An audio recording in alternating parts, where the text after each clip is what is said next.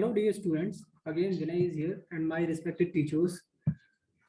This is for both teachers as well as for the PhD aspirants. कुछ बड़े बदलाव किए गए हैं PhD में गाइड बनने के लिए और PhD कराने के लिए स्टूडेंट्स को किस तरह से एलिजिबिलिटी में बदलाव किया गया है उस पे बारे में हम लोग बात करेंगे। तो बेसिकली पहले क्या होता था, पहले ये रहता था कि आप सीधे से मास्टर्स कर लीजिए and after completion of masters you have to give the entrance examination that are conducted by NTA. If you are qualified in NTA examination, directly you can go for give the interview at the university as per their rules.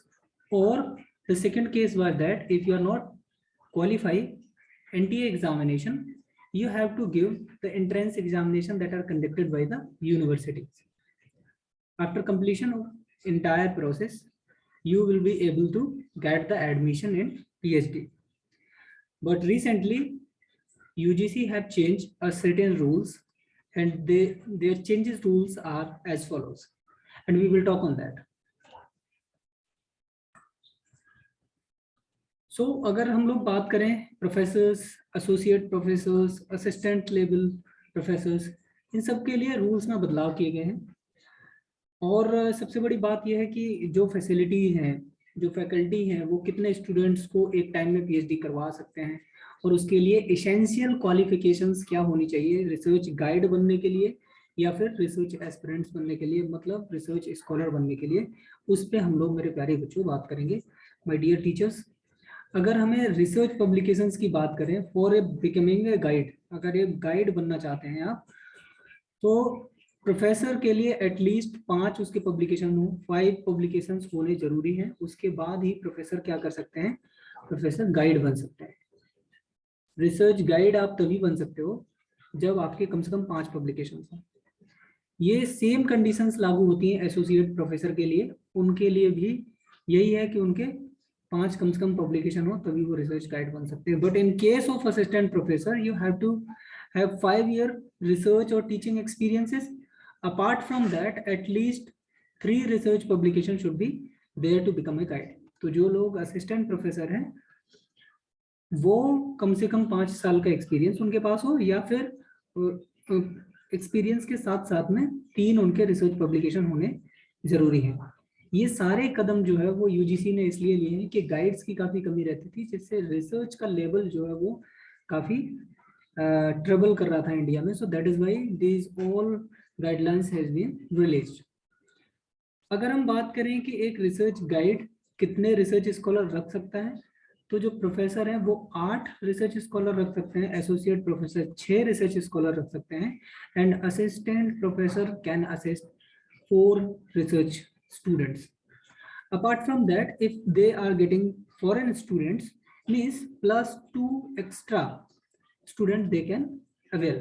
ठीक है, अगर बाहरी छात्र अगर उनके under में आते हैं तो 2 और, मतलब अगर एसोसिएट प्रोफेसर के अंडर में 2 बाहरी छात्र आ जाते हैं तो +2 मिला के कुल मिला के 6 कर सकते हैं। यहाँ पे +2 कर देंगे तो 8 की बन जाती है और यहाँ +2 करेंगे तो 10 का स्कोप बनता है। ठीक है, नेक्स्ट हम लोग बात करें कि PhD सीट्स के रिजर्वेशंस पहले रहते थे, वो रिजर्वेशन किस तरह से थे, राइट। ये रिजर्वेशन क्राइटेरिया 2 तरह से था, राइट। 60% रिजर्व थी सीटें किसके लिए, नेट और JRF वालों के लिए। बाकी जो थी वो 40% सीट थी, वो मेरे प्यारे बच्चों वो थी जो डायरेक्ट सीट्स पे आते थे, मतलब जो यूनिवर्सिटी के एग्जामिनेशंस के थ्रू एंट्री लेते थे, उन छात्रों के लिए क्या थी, 40% सीट रिजर्व थी। इन केस अब अगर ऐसा होता था कि ये 60% में से सीट अगर नहीं भर पाती थी तो यूनिवर्सिटी अपने सहूलियत के हिसाब से जो 40% स्टूडेंट्स थे उनमें इन सीट को बढ़ा देती थी। फॉर एग्जांपल ये समझ लीजिए कि 10 सीट्स हैं तो 10 सीट्स में अगर डिवीजन आप देखो तो 6 नेट और JRF से भरनी जानी थी, नेट और JRF से, और 4 आपकी रेगुलर सीट से, राइट। अब इन केस ऑफ 2 ही नेट या JRF वाले स्टूडेंट अगर यूनिवर्सिटी को मिले तो यहाँ पे 4 और सीट बढ़ गई, तो यूनिवर्सिटी चाहे तो इनको 4 सीट और देके इनकी सीट जो है वो 8 करके उनको फिल कर सकती है। ठीक है, इनके लिए यही था कि इंस्टीट्यूट जो है वो अपने आप से एग्जाम कंडक्ट कराता है, राइट, या फिर अदर कोई जैसे सेट वगैरह का एग्जामिनेशन है उसके थ्रू भी अगर इंस्टीट्यूशन चाहे तो ले सकता है, राइट। बट अगर बात करें दूसरे केसेस में पीएचडी के सीट रिजर्वेशन के, क्योंकि अब जो है वो न्यू एजुकेशन पॉलिसी के आने की वजह से they are certain changes has been taken place. तो 60% और 40% का रूल तो अभी भी है, लेकिन अभी चेंजेस क्या किए गए हैं कि अगर ऑनर्स के स्टूडेंट जिन्होंने 4 ईयर प्रोग्राम के लिए अपना फॉर्म डाला हुआ था और उन्होंने उसको कंप्लीट किया है, तो वो क्या करते हैं, वो भी पीएचडी में एडमिशन ले सकते हैं, लेकिन वो किस कोटे के थ्रू आएंगे, उसी 40% में उनको इंक्लूड करा जाएगा। किस 40% में, जिस 40% में अपना एग्जाम कंडक्ट कराने के बाद इंस्टीट्यूशन लेता था, ठीक है, ये बात क्लियर है। उस 60% का रिजर्वेशन अभी एज इट इज ही रहेगा, जिसमें कि नेट और जेआरएफ वाले स्टूडेंट आते थे, ठीक है। अब फुल टाइम पीएचडी और पार्ट टाइम पीएचडी का प्रावधान जो है वो ज़्यादा बेहतर कर दिया गया है, क्योंकि इससे गवर्नमेंट को भी काफ़ी नुकसान होता था और जो एम्प्लॉय थे जो ऑन टाइम जॉब में थे उनके लिए भी काफ़ी परेशानी होती थी, और वो लोग ज़्यादातर ऐसा होता था they move on to foreign universities और वहाँ से वो लोग पीएचडी कर लेते थे, ठीक है। तो गवर्नमेंट ने इनके लिए रूल्स अपने बनाए हैं कि वो ऑन जॉब क्या कर सकते हैं, अपनी पीएचडी को कंप्लीट कर सकते हैं। उनके लिए कुछ रूल्स हैं, आइए हम उनके लिए रूल्स को देख लेते हैं, ठीक है। उससे पहले हम लोग थोड़ी सी एलिजिबिलिटी क्राइटेरिया और देख लेंगे। जो न्यू एजुकेशन पॉलिसीज के थ्रू न्यू कोर्सेज हैं, उन कोर्सेज के थ्रू जो स्टूडेंट आने वाले हैं उनके लिए, अगर उन किसी ने 1 ईयर का या 2 सेमेस्टर, 1 ईयर और 2 सेमेस्टर्स का मास्टर्स किया हुआ है विद 55%, तो वो एलिजिबल होगा किसके लिए, पीएचडी के एग्जाम के लिए। और जो नेट जेआरएफ और 40% रिजर्वेशन का जो क्राइटेरिया है वो मेरे प्यारे बच्चों सेम रहेगा, राइट। अगर हम बात करें 2 ईयर अगर आपने प्रोग्राम किया है और 4 सेमेस्टर है या फिर, तो उसमें 2.1.1 का ड्राफ्ट देख लीजिए, ड्राफ्ट का लिंक मैंने दे दिया है, या फिर आप सीधे यूजीसी की साइट पर जाके जो न्यू ड्राफ्ट आया है, ड्राफ्ट में आप 2.1.1 का क्लॉज देख लेंगे तो वहां आपको सारी की सारी इंफॉर्मेशन डिटेल में मिल जाएगी, ठीक है।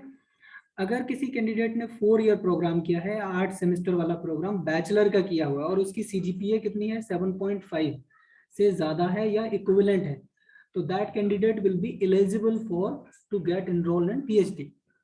ये बात यहाँ तक क्लियर है।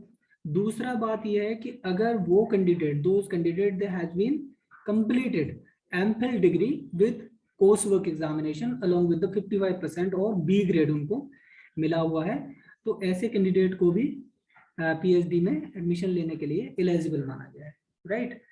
दूसरा एक बड़ी बात यह है कि जो ये 55% का रूल है, ये रूल्ड आउट होगा स्पेशल कैटेगरी के लिए, ठीक है। स्पेशल कैटेगरी के लिए इसको ओवरकम किया गया है विद 5% लेसर देन 5%, तो उनकी जो 50% है इसको घटा के, सॉरी 50% है, इसको घटा के आपका 50% कर दिया गया है SC ST और OBC के, ठीक है।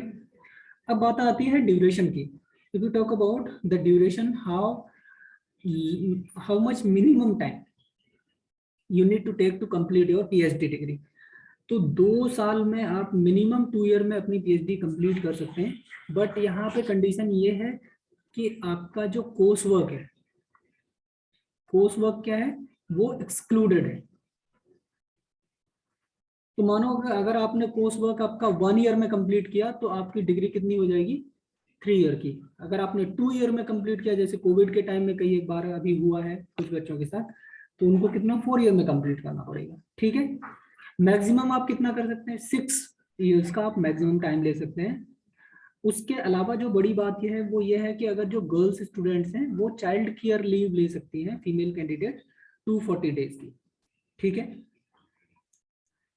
और एक और बड़ी बात ये थी इसमें कि बाकी अगर किसी सिचुएशन में ऐसा होता है कि आपकी जो पीएचडी है वो कंप्लीट नहीं हो पाती है 6 ईयर में, तो 2 ईयर्स का क्या है, वो आपका एक्सटेंशन मिलता है, और वो एक्सटेंशन डिपेंड करता है कि आपकी यूनिवर्सिटी आपको देती है नहीं देती है, किस सिचुएशन में देती है। वो सारी की सारी चीजें आपकी यूनिवर्सिटी या आपके डिपार्टमेंट पे डिपेंड करती है, right. Finally we will talk about कि जो बड़े शिक्षा संस्थान है, चाहे वो आईआईटी हो गया, ठीक है, आईआईएम हो गया, आपका सीएसआईआर हो गया, तो ये किस तरह से अपने वर्किंग कैंडिडेट्स को सीट दे सकते हैं पीएचडी के लिए, उसकी क्राइटेरिया आप और देख लीजिए। Institution have to give the seat details on the website. तो सबसे पहले क्या करेगा जो इंस्टीट्यूट है वो अनवील करेगा अपनी सीट्स को वेबसाइट पे, जिससे कि कैंडिडेट देख पाए। फिर उसके बाद में उनका रिटन एग्जामिनेशन होगा, then written examination divided by the 7:3 के रेशियो में, ठीक है। 70 नंबर का रिटन होगा आपका, 30 मार्क्स का इंटरव्यू होगा। For completion degree at least 12 credit उनको चाहिए होंगे और मैक्सिमम उनको 16 क्रेडिट जो है वो लेना जरूरी है। बड़ी बात इनके साथ ये है, they can publish their research in peer reviewed journal, ठीक है। क्या ये बात क्लियर है मेरे प्यारे बच्चों? मैंने कोशिश की है कि ज्यादातर रूल्स जो नए रूल आए हैं उन रूल्स को आपके साथ साझा किया जाए, so that it will make your critical thinking towards PhD easier.